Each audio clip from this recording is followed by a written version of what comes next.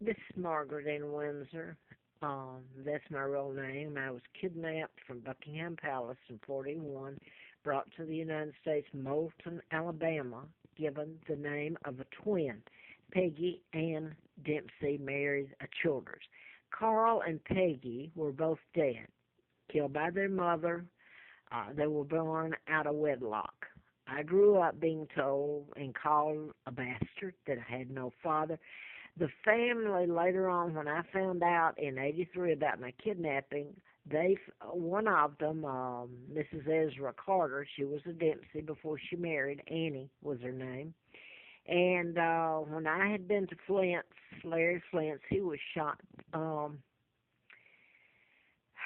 man was programmed to shoot him using mind control. So when I was flown out to Flint's in '83, and when I saw this Ms. Carter, she lived in Carlisle, Kentucky, and I had so much on me, and I had a endorsement from Larry Flint.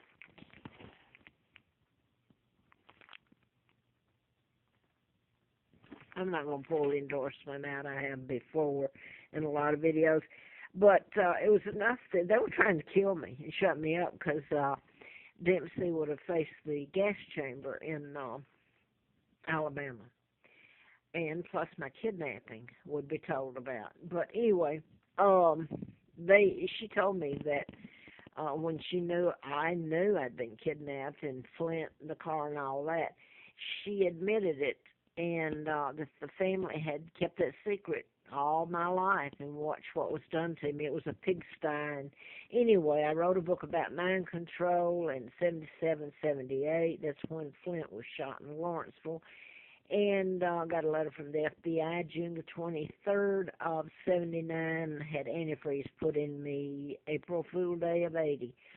I wrote about mind control and being done in patterns. Now, I want to go to this, and then I'll go to the other stuff I've put on there. But I wanted to say this today, and no, I do not. I've paid a price myself, so no, I haven't lied about telling any of this. I wanted to say that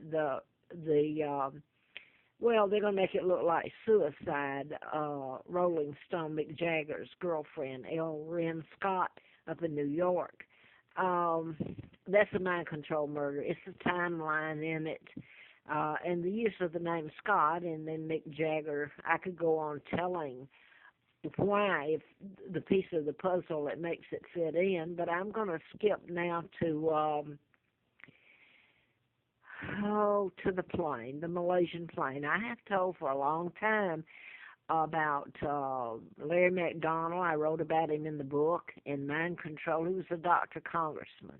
He was a doctor at Piedmont Hospital. They probably owned it. They ran it. I tried writing about him and cases of other doctors, medical malpractice and mind control use. And then in '83, the plane goes down, the KAL, Korean, and it was en route from Juneau to South Korea, Seoul, South Korea.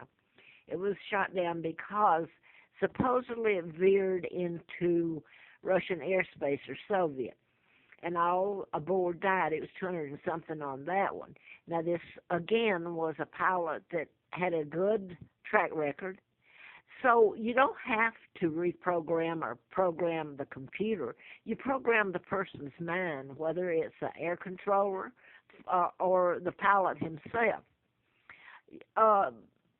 Back when I told it, they could reach out and program anybody. And just before I had the antifreeze put in me, I had contacted, and I had later ended up working there after I had the antifreeze put in me. I should have died, and I laughed. It's not laughing, it's exasperation, because I was in a living hell then, just trying to work and pretend nothing had happened to me. And I know this is not showing anything here, but and back in '80, I had met, and yes, this is his name, Dutch Holland, private investigator, and he told me then that he worked for the district attorney, Fred Simpson, in Huntsville, and later that's where I worked after I had the antifreeze. I was taken across the state line illegally and worked for him in that condition. But Dutch Holland told me, and this is early March, just before I had the antifreeze put in me, and I'm going through Huntsville. And he said to me, we were talking about mind control, and he said, well, someone who had hired him, the wife, she called, and mind control was given her. Well, she was talking about mind control too, but most people back then hadn't even heard that much about it. But anyway, she ended up killing herself, okay? Now, I wanted to go to the plane. I have to be in place for the mind control puzzle murders to happen. So I'm just going to go to this one. I'm here in a motel, and I've been force-fed. I'm allergic to chemicals. I'm going to throw that in because it's a living hell in itself. And I've been force-fed chemicals. I have an immune disorder, something they did to me when I was kidnapped, when I was 2 years old. So my immune system reacts, and it's really gotten me. I've been force-fed them. It looks like I'm running around free, and I'm not. I'm a hostage, and I can't go wherever I want to go. I'm going to do this because my word has been made nothing. So I'm going to say a retired state trooper from Virginia. They were up on Roanoke Mountain back in '09. And my tent I was there legally, paying and everything. I've been running around from place to place. But anyway, that night, fuel was poured on my tent. By the way, it was a Sierra. So I had to sit up the rest of the night. And next day, his wife brought me down to Affordable Corporate Suites. And again, I want to put this in. Okay. I'm not going to be able to say his name right now. Well, I'm not. I'll leave it out. Anyway, the state trooper's wife took me into Affordable Starkey Road. By the way, that's Starkey is the name of a Beatle, his real last name. So here I'm at Affordable, and the state trooper, Virginia, retired. His wife, looks like they're doing me a favor, okay? This whole thing is done in this manner, and it's told leaving out the truth of what they're doing to me, what I'm responding to.